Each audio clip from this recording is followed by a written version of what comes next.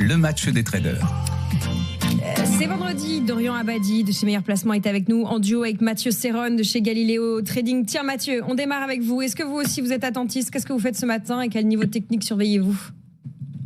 Ça fait beaucoup de questions. Ce que je fais, j'achète sur des replis. Il y a absolument aucun changement au niveau de la stratégie, et ce depuis des semaines maintenant, avec des marchés actions européens qui poursuivent sur leur lancée. Le CAC, en revenant dessus des 8000 points, est revenu sur des niveaux d'avant la dissolution. Le DAX en Allemagne bat des records régulièrement encore ce matin. Pendant ce temps-là, et une fois n'est pas coutume, les marchés américains ne font pas grand-chose. Quand vous regardez le SP500, cela fait 3 mois que nous sommes sur les mêmes niveaux de prix, avec des résultats d'entreprises qui portent les marchés actions. 25% des entreprises du Stoxx 600 ont publié leurs résultats du quatrième trimestre, et 58% d'entre elles ont dépassé les attentes. Historiquement, on est plutôt autour de 52%. Donc, François en parlait à l'instant, les entreprises européennes se portent plutôt bien dans l'ensemble, même si ce matin, il y a certaines divergences. On le voit, Vinci est salué, L'Oréal est sanctionné. On est sur des variations pour l'une et pour l'autre autour de 3-4%.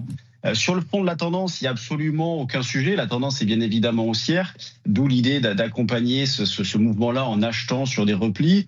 Dans cet esprit, le plus proche support, c'est la zone des 7990, 8000. Donc là, je vous parle du futur échéance février.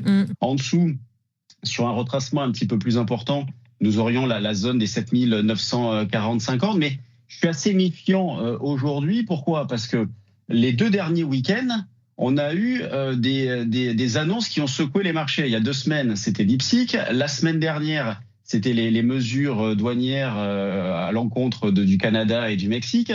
On s'attend également à ce que l'Europe soit sanctionnée à un moment donné. Donc, vous voyez, on intervient sur les marchés en travaillant à l'achat, mais avec une épée de Damoclès au-dessus de la tête, ce qui n'est pas forcément très agréable. Et c'est pourquoi, moi, dans ce contexte-là, ce que je fais en parallèle des achats sur repli de futurs, eh bien, je mets en place des stratégies options. La volatilité n'est pas non plus très importante. On est autour de 13,5 sur les options février à la monnaie. Et donc, j'en profite pour monter, par exemple, des spreads, des achats de put spread. Donc, j'achète des options un petit peu proches et puis j'en vends éloignées pour financer, ce qui me permet d'avoir, vous voyez, un petit billet baissier contrarien, mais qui coûte pas cher, qui pourra me servir éventuellement aussi d'amortisseur au cas où, à un moment donné, j'achète pas forcément très bien. Donc, voilà l'état d'esprit dans lequel je suis, assez prudent, assez méfiant, mais haussier sur le CAC. Et si jamais la hausse venait à se poursuivre, au-dessus des 8000, la cible, elle est toute trouvée. C'est un retour sur les plus hauts historiques, alors toujours sur le futur, autour des 8350 points.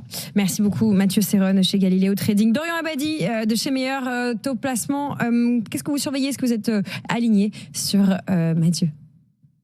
Bonjour Lorraine, bonjour à tous. Effectivement, en fait, on entre actuellement dans une zone très intéressante pour le CAC 40 puisque les niveaux actuels supérieurs aux 8000 points ont été seulement testés de mars à juin 2024. Donc naturellement, il faut être très prudent sur de tels niveaux relativement méconnus.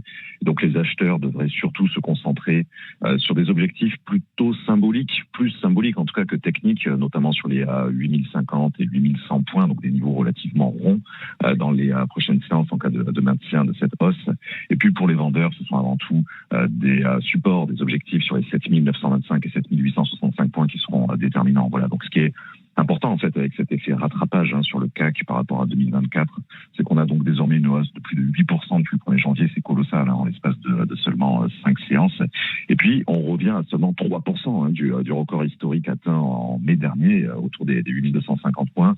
Vous le disiez, on a symboliquement effacé pour le moment les pertes subies depuis la dissolution de l'Assemblée. Ça a été clairement le principal coup d'arrêt l'an dernier pour l'indice français, plus largement pour l'économie nationale. Donc voilà, on évolue à l'équilibre ce matin, en attendant bien sûr le fameux rapport mensuel sur l'emploi américain qui, comme à chaque fois, animera les spéculations sur les prochaines baisses de taux de la Fed, avec là aussi potentiellement à la clé cet après-midi ou lundi un nouveau record historique, aussi bien pour le S&P que pour le Nasdaq. Bon, voilà, un petit mot enfin, ce matin on préserve surtout les gains importants qui ont été réalisés hier, notamment sur Société Générale, ArcelorMittal, 13 et 14% grâce à de bons résultats trimestriels.